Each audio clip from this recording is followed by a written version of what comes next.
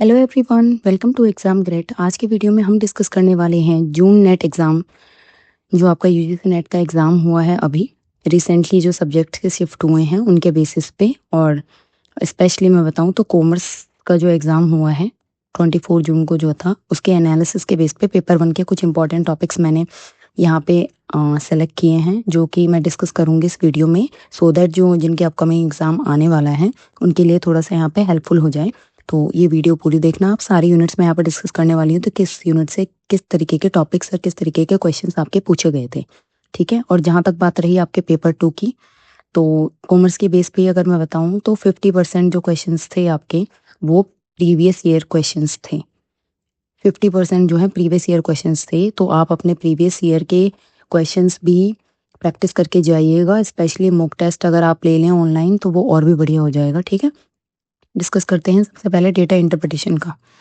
Data interpretation data interpretation का level आपका moderate to hard था, ठीक है। ये टाइम कंज्यूमिंग था आपका सेक्शन।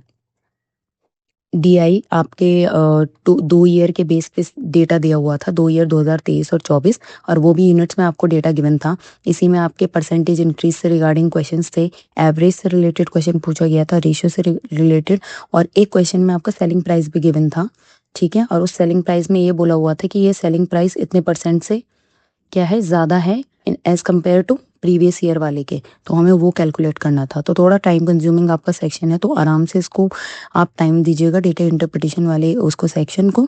तो आपको ऐसा डीआई प्रैक्टिस करके जाना है जिसमें आपका परसेंटेज भी इन्वॉल्व हो, एवरेज भी हो, रेशो भी हो। नेक्स्ट आते हैं टीचिंग एप्टीट्यूड। तो टीचिंग एप्टीट्यूड ज़्यादा आपका टफ नहीं आया था, ये मैं बोलूँगी कि इजी टू मॉडरेट था। जो आपने ऑलरेडी पढ़ा हुआ है तो उसी लेवल तक का आया था, जिसमें कि टीचिंग एप्टीट्यूड में आपका टाइप्स ऑफ इवैल्यूएशन आया था, ठीक है, कि इवैल्यूएशन कितने टाइप के होते हैं। स्पेशली यहाँ पे फॉर्मेटिव और समेटिव, इस तरीके के आपके इवैल्यूएशन के टाइप के क्वेश्चंस थे, और वो भी आपके सीरीज में थे, ठीक है। इस बार के जो क्वेश्चंस थे वो अदर्सन और रीजनिंग बहुत कम थे, आप देखोगे तो इस बार आपके सीरीज में थे, या आपको ऑप्शन दिए हुए थे फर्स्ट सेकंड ऐसे स्टेटमेंट्स, और उनमें ओनली वन ट्रू ऐसे टाइप के आपके क्वेश्चंस थे। या मैचिंग सीरीज आपकी थी। ब्लूम टेक्सोनॉमी के ऊपर था आपका, जिसमें कि आपके लेवल्स ऑफ टीचिंग भी या डोमेन्स ऑफ टीचिंग हमने पढ़े हुए हैं, मेमोरी, अंडरस्टैंडिंग, वो उससे रिलेटेड आपके क्वेश्चन थे। साइकोमोटर डोमेन से आपका क्वेश्चन था, ठीक है। इसकी स्टेजेस से रिलेटेड था आपका क्वेश्चन। और था आपका कि इफेक्टिव टीचिंग को क्या क्या फैक्टर्स आपके अफेक्ट करते हैं, लेक्चर मेथड के ऊपर था, डेमोन्स्ट्रेशन मेथड के ऊपर था, और टीचिंग मॉडल स्ट्रेटजी के ऊपर आपका क्वेश्चन था। नेक्स्ट आते हैं रिसर्च एप्टीट्यूड। रिसर्च एप्टीट्यूड में आपका रिसर्च एप्टीट्यूड में रिसर्च प्रोसेस था, वही सीरीज थी, तो आपको बताना था कि भाई किस तरीके से प्रोसेस आपका होगा। और नेक्स्ट था आपका टाइप्स ऑफ रिसर्च, उसमें मैचिंग वाला आपका क्वेश्चन आए थे, जिसमें एक्शन रिसर्च, एक्सपेरिमेंटल, एथनोग्राफिक और एक्सप्लोरेटरी, और उनके दूसरे में मैचिंग कॉलम में उनके एक्सप्लेनेशन थे। तो टाइप्स ऑफ रिसर्च से था। साइटेशन स्टाइल था आपका, कि साइटेशन स्टाइल क्या होते हैं, ये आपको पहले भी बताए हुए हैं, एपीए, एमएलए। तो उन सबको किस तरीके से उनके अंदर का पढ़ लीजिएगा कि किस तरीके से किस स्टाइल में रेफरेंस दिया जाता है। नेक्स्ट आपका हाइपोथेसिस टेस्टिंग के ऊपर था, ठीक है। नेक्स्ट आपका सैम्पलिंग और उसके टाइप्स के ऊपर था। प्रोबेबिलिटी और नॉन प्रोबेबिलिटी सैम्पलिंग के ऊपर भी आपका क्वेश्चन आया था, कि कौन सा आपका नॉन प्रोबेबिलिटी है या कौन सा आपका प्रोबेबिलिटी है, तो ये भी आप पढ़ लेना। नेक्स्ट आपका आईसीटी और कम्युनिकेशन में, तो वॉलेटाइल आईसीटी की बात करें तो वॉलेटाइल और नॉन वॉलेटाइल मेमोरी के ऊपर था, ठीक है।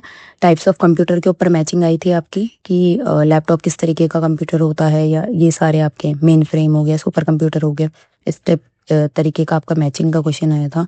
फिर एक क्वेश्चन था आपका आईसीटी में least portability to most portability devices, आपके सीक्वेंस बताने थे आपको। और एक क्वेश्चन था आपका कि चार्ल्स बेबेज जो है वो फादर ऑफ कंप्यूटर क्यों माने जाते हैं, तो इसमें आपको रीजन देना, तो उसमें ऑप्शन दिए हुए थे, वो था। स्टोरेज डिवाइस के ऊपर क्वेश्चन था। और कम्युनिकेशन से देखें तो इंट्रापर्सनल से दो क्वेश्चन थे इंट्रापर्सनल। इंट्रापर्सनल कम्युनिकेशन और इंटरपर्सनल कम्युनिकेशन में डिफरेंस पहले भी बताया है। इंट्रापर्सनल होता है विद इन, जब आप खुद से ही बात करते हो, खुद से विचार करते हो, मेडिटेशन करते हो, तो वो होता है इंट्रापर्सनल, और इंटरपर्सनल होता है बिटवीन टू पर्सन, ठीक है। तो ये पढ़ लेना। और कम्युनिकेशन की मॉडल और थ्योरी से भी आपका क्वेश्चन था। पीपल डेवलपमेंट एंड एनवायरनमेंट में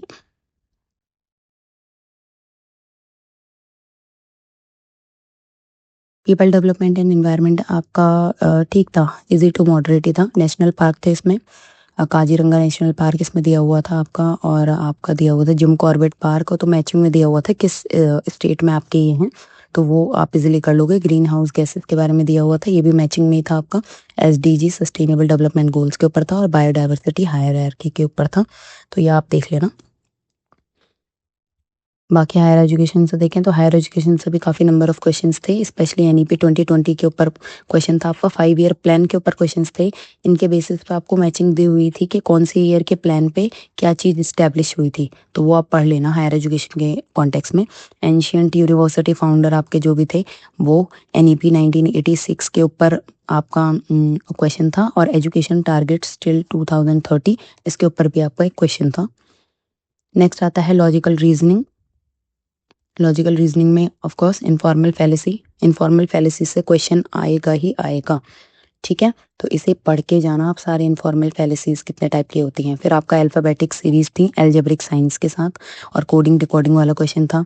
इंडक्टिव अप्रोच के ऊपर क्वेश्चन था, न्याय फिलोसफी के ऊपर क्वेश्चन था, और फिर आपका एक फैलेसी होती है जो प्रेजम्पशन के ऊपर बेस्ड होती है, ये क्वेश्चन था कि वो कौन सी फैलेसी होती है, तो वो होती है बैगिंग द क्वेश्चन। तो ये आपको पढ़ के जाना है कि ज़रूरी नहीं है वो बहुत सिंपल क्वेश्चन पूछे, वो कीवर्ड्स के बेस पे पूछ लेंगे कि कौन सी फैलेसी प्रेजम्पशन के बेस पे होती है, तो वो आपको याद होना चाहिए कि कौन सी होती है। फिर नेक्स्ट आता है आपका मैथमेटिकल रीजनिंग। मैथमेटिकल रीजनिंग में आपका रेशियोज से क्वेश्चन से, एवरेज थे, टाइम एंड वर्क था, मिसिंग सीरीज थी, इजी थे, प्रॉफिट एंड लॉस, ये भी मेरे हिसाब से इजी टू मॉडरेट था। इतना लेवल मेरे को बहुत हार्ड नहीं लगा मैथमेटिकल रीजनिंग का, तो अच्छा था। फिर है लास्ट आपका रीडिंग कॉम्प्रीहेंशन, ये भी आपका इजी लेवल था काफ़ी। पैसेज बेस्ड आपका था, सिंपल मतलब पैसेज से आप इजीली आंसर कर सकते हो, और इसमें इंडिविजुअल की क्या क्या आइडेंटिटीज़ होती हैं, नेशनल आइडेंटिटी, एथनिसिटी के बेस पे किस किस बेसिस पे इंडिविजुअल की आइडेंटिटी डिवाइड की गई हैं, उसके बेस पे आपका RC था। और क्वेश्चंस जो हैं इजी थे आपके, हार्ड नहीं थे बहुत। तो ओवरऑल अगर हम देखें तो पेपर का जो लेवल था वो इजी टू मॉडरेट था, ठीक है।